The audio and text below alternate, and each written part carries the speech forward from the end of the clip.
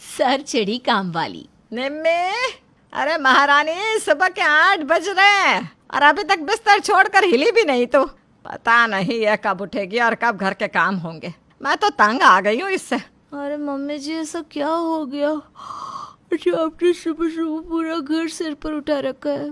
मैं इंसान नहीं हूँ क्या? अरे क्या हो गया अगर मैं 8 बजे तक सो गई तो? अरे पूरा घर की जिम्मेदारी है तेरे ऊपर। कोई तुझे देखकर कह सकता है कि तू इस घर की बहू है? 8 बज रहे हैं और अभी तक घर में झाड़ू नहीं लगी। कब तू उठेगी, कब झाड़ू लगाएगी और कब हमें एक कप चाय नसीब होगी, इसका तो भगवान ही मालिक है।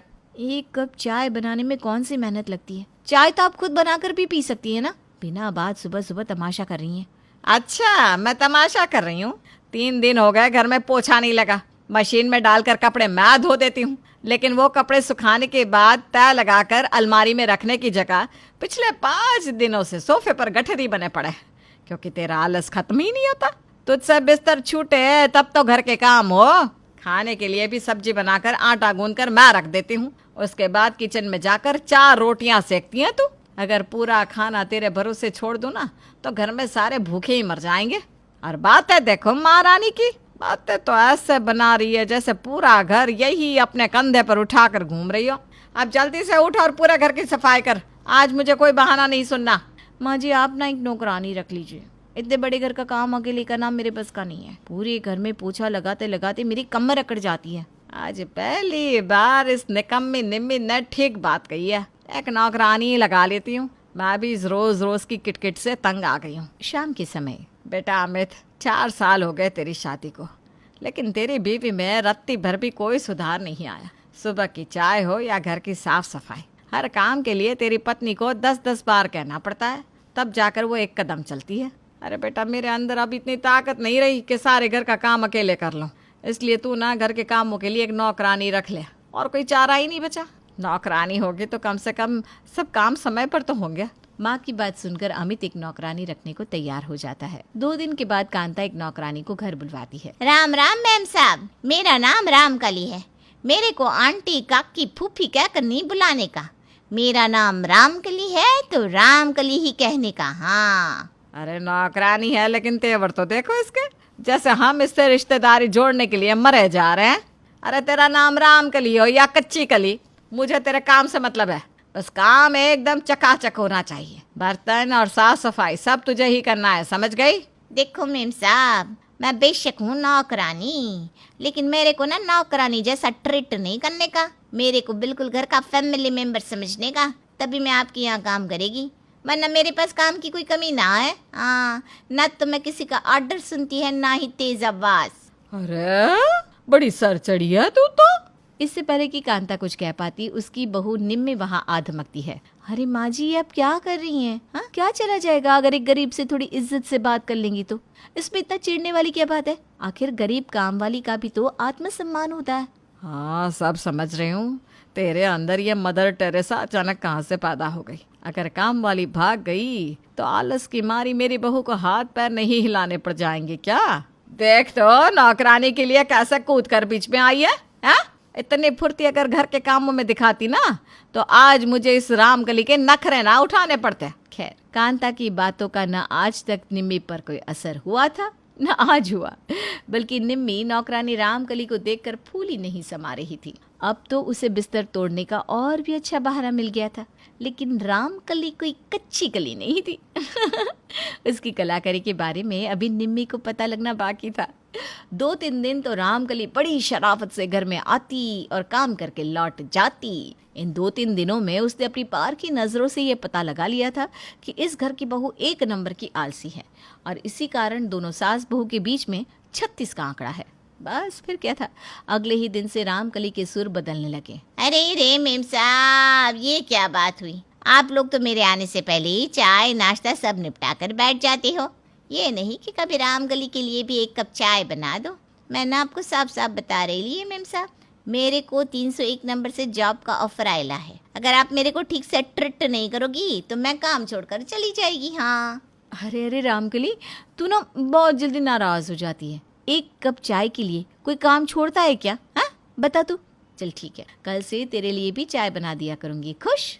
अब तो नौकरानी रामकली के लिए भी उसके आने से पहले ही एक कप चाय बनकर तैयार हो जाती। कुछ दिन के बाद मेम साहब, मैं आपको पहले दिन ही बोली थी, मेरे को नौकरानी नहीं समझने का, फैमिली मेंबर समझने का। अब आप ही बताओ, कोई अपनी फैमिली को ऐसे सूखी सूखी चाय देता है क्या? साथ में कुछ नाश्ता, नमकीन, बिस्कुट भी तो देता है ना। हाँ हाँ, तेरे लिए तो मैं आने से पहले ही 56 भोग तैयार कराऊंगी। ऐसा है, काम करना है तो कर, नहीं तो चलती बन यहाँ से। यहाँ तेरी जी हजूरी करने को मैं नौकर चाकर नहीं लगाने वाली। ठीक है मेम साहब, मैं तो अब भी चली जाएगी यहाँ से। मेरे को पैसे का लालच नहीं है, मेरे को निम्मी मेम साहब, हाँ देखो मैं ना जा रही लिए, ऐसी जली कटी बातें सुनने का अपन को आदत नहीं है ना। बस आपसे अपना मन मिल रखा है, इसलिए सोचा लास्ट टाइम मिलकर जाती है। देखो रामकली, माँ जी का कहने का मतलब ये है कि इतनी सुबह सुबह कुछ बन नहीं पाता ना, तो तुम्हें चाय नाश्ता कैसे दे पाएंगे? अरे हम तो खुद ही बस बिस्किट खा लेते हैं। अच्छा ठीक है, तू नाराज मत हो, कल से ना मैं तुम्हारे आने तक चाय नाश्ता सब तैयार कर दूंगी, बस कहीं काम वाली भाग न जाए। इस डर के कारण निम्मी अगले दिन से सुबह उठकर नाश्ता तैयार करने लगती है। क्या मेम साहब, अब रोज रोज टोस्ट बनाकर रख देती है, ऐसा करो आज ना छोले चावल बना लो।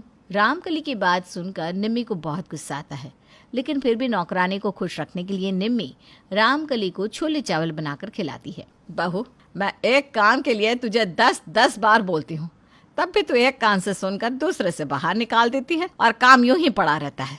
और एक वो रामकली है, उसने क्या कह दिया कि उसे छोले चावल खाने हैं और तूने झटपट बनाकर खिला भी दिए। खूब सर पर चढ़ा ले उस नास पीटी को, आज छोले मांग रही है, कल पता नहीं क्या मांगेगी। माँ जी, आप रामकली के पीछे क्यों पड़ी रहती हैं?